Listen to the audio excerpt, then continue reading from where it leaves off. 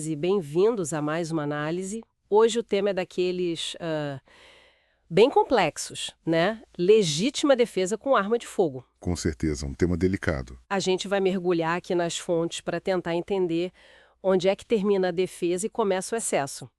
Qual o limite legal mesmo para usar força letal? Exato. E não é só lei, né? Envolve a realidade de situações que são, assim, extremas. Vamos olhar os requisitos, o que diz o Código Penal, decretos mais recentes. Tipo aquele de 2023, né? Esse mesmo, o 11.615.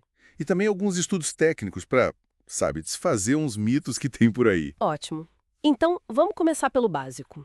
O que a lei brasileira diz sobre legítima defesa, assim, de um jeito simples? Olha, de forma bem direta, o Código Penal diz que você pode se defender ou defender outra pessoa de uma agressão que seja injusta, Injusta. né? E que esteja acontecendo naquele momento, ou que esteja prestes a acontecer, sabe? Iminente. Certo. E como faz essa defesa? Aí que tá. Usando os meios que você tem disponíveis, os meios necessários. E crucial, de forma moderada. Se faltar um desses pontos, tipo, a agressão não era injusta, ou você usou força demais, aí, Aí pode ser excesso. exatamente, pode configurar o excesso. Entendi. Mas esses pontos, meios necessários e moderação, é aí que a coisa complica, né? Principalmente com arma de fogo. Sem dúvida. É o ponto nevrálgico da discussão. Como é que você mede isso na hora H? Pois vê. A chave é a tal da proporcionalidade. Tem que haver um equilíbrio, assim, entre o ataque que você está sofrendo e a sua defesa. Que como se avalia isso? Que entra na conta? Bom, a análise considera o que estava em risco. Era a vida, a integridade física, era o patrimônio e também as circunstâncias do momento, né? O que você tinha disponível para se defender. Por exemplo, usar uma arma de fogo para proteger, sei lá, um celular de pouco valor. Não parece proporcional. Geralmente não é. Existe aí um limite que alguns chamam de ético-social. A vida vale mais que um objeto, né? Faz sentido. Mas e se a ameaça for a vida mesmo? Alguém vindo pra cima com uma faca, por exemplo? Bom, aí a história muda completamente. Se a agressão é grave, iminente, ameaça a vida ou pode causar uma lesão séria. Como um ataque com faca que você disse. Exato. Nesse cenário, o uso da arma de fogo pode sim ser considerado um meio necessário e adequado para parar aquela agressão. Não dá para exigir que a pessoa espere para ver ou tente a sorte com algo menos eficaz, correndo um risco enorme. Entendi. A defesa tem que ser capaz de parar o ataque naquele momento. E isso, parar a agressão iminente. Isso me lembra alguns mitos que a gente ouve muito, tipo, um tiro só resolve, ou aquela cena de filme que o tiro joga a pessoa pra trás. Ah, sim. Isso é clássico de cinema. Mas olha, na realidade é bem diferente. Estudos sérios de balística, sabe?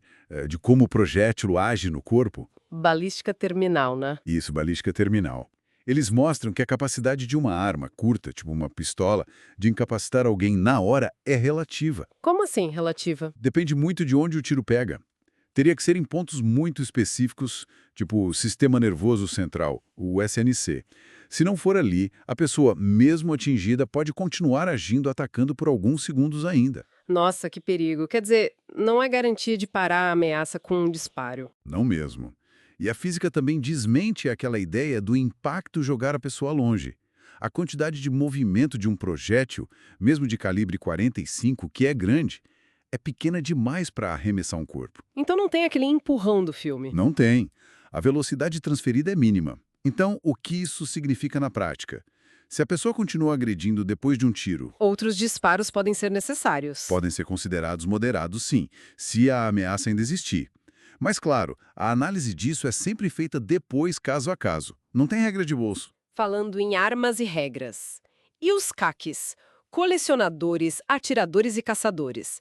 Ter o CR, o Certificado de Registro do Exército, muda alguma coisa na hora da legítima defesa? Não muda. Olha, o CR é um documento ligado a atividades específicas, né? Coleção, tiro esportivo, caça. Hoje ele é regido por aquele decreto 11.615 e pelo Estatuto do Desarmamento. Ele segue as regras do Exército, via sigma. Certo. Mas a legítima defesa em si? A legítima defesa é um direito de todo cidadão, não importa se é CAC ou não. Se um CAC precisar usar a arma dele, registrada no sigma, Para se defender, as regras são as mesmas. Quais eram mesmo? Agressão injusta, atual ou iminente, usar os meios necessários e, claro, a moderação. O CR não muda esses requisitos. Então o CR não é um salvo-conduto ou um superpoder para a defesa. Definitivamente não. Mas tem um ponto. Ter a arma legalizada, seja pelo Sigma CACS ou pelo SINARM, da Polícia Federal, para a defesa pessoal comum, Sim. isso pode pesar na análise do juiz depois. Mostra que a pessoa tentou andar na linha, seguir a lei, sabe? É diferente de quem usa uma arma ilegal. Entendi. Ajuda a mostrar boa-fé, digamos assim. Pode ajudar, mas é fundamental lembrar que regras recentes, como as do Decreto 11.615, restringiram coisas importantes para os CACs, como porte de trânsito com a arma municiada, mesmo que fosse para defender o acervo. Então tem que estar muito atento às regras específicas também. Compreendido. O registro é bom, mas não muda a regra da defesa e ainda tem as regras específicas do CAC. E sobre o excesso? Se a pessoa passa do ponto, vai além do necessário. Bom, o excesso acontece quando se ultrapassa esses limites da necessidade ou da moderação. Ele pode ser intencional, a pessoa quis ir além mesmo. Que seria o excesso doloso. Isso, doloso. Ou pode ser por erro, por medo, por precipitação, que é o culposo. E aí? Responde pelo quê? Homicídio. Mesmo que a ação inicial, a defesa, fosse justificada. Mesmo que estivesse se defendendo no começo. Sim, a legítima defesa cobre a ação até o ponto necessário e moderado. O que passa disso é excesso e é punível.